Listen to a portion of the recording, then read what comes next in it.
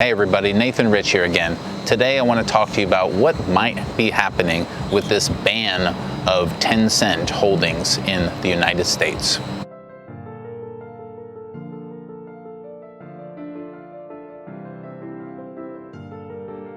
As I'm sure you're aware, recently it was announced that ByteDance and its subsidiaries, including TikTok, would be banned in America if they were not sold to an American company, which I'll talk about in another video. But what I think is even a bigger deal is the potential banning of Tencent and its subsidiaries, because Tencent has ownership in a great deal of American and Chinese and other companies, some of which make products that everybody knows. Also, while TikTok is cool for sharing videos and whatnot, WeChat is much more of a utility that Chinese people will use because it's how they communicate with their families, it's how they pay for things. It's tons of different things, which I'm also going to do a video about. In addition to just WeChat, Tencent Holdings has ownership in many different industries.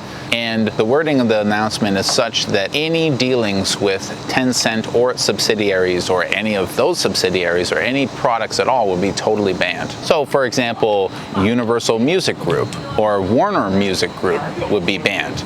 And their properties would also be banned. Now that probably doesn't sound too big of a deal, unless of course you like any of these musicians, in which case you won't be able to listen to them or buy their products or go to their concerts, and they may have to sell all of their ownings and property to go be homeless and beg for change. But it's not just all of those hundreds and hundreds of huge musicians that you wouldn't be able to listen to.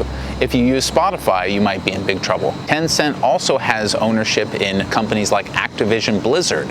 So if you play StarCraft or Diablo or Warcraft or World of Warcraft or Hearthstone or any of those types of games, well, they may all be shut down as well. And this is kind of the problem with these wide open executive orders from presidents that seem sort of not well thought out and not well written, is they can lead to all of this shutting down, all of this, the servers can be shut down, the products can be stopped, and this can really negatively affect the economy of the United States as well. Now, I know what a lot of you guys are thinking. According to an LA Times reporter, the White House said, oh, it's only about WeChat.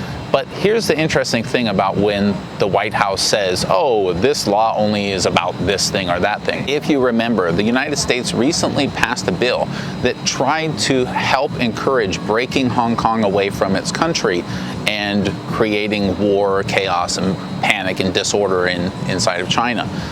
It was very unsuccessful, but one interesting thing to note is the bill that they passed allows Donald Trump, or really any president of the United States, to detain, arrest, charge, seize the assets of literally anyone in the entire world.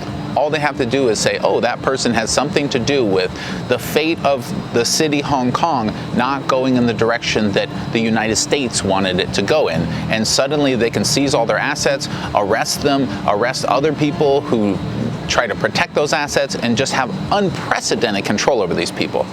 Again, whether or not they're United States citizens or Chinese citizens, no matter what country they're in the entire world, and there's no clear oversight on this. But don't worry, the United States says it's not going to do that.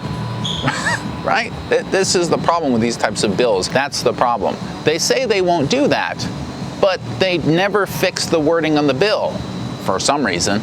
So hopefully this is just about WeChat, in which case this would just be a very large step towards socialism for the United States as the government directly starts influencing and controlling the market. Because even if that's the case, the last thing that I want is a decoupling of world powers that leads to increased instability. So hopefully that's not what happens. I have a lot more to say on this subject, and if you haven't noticed, I'm tending to do more videos that are a little bit shorter for everybody, so let me know what you think about this different kind of format, as I think a lot of people don't like to watch very long videos.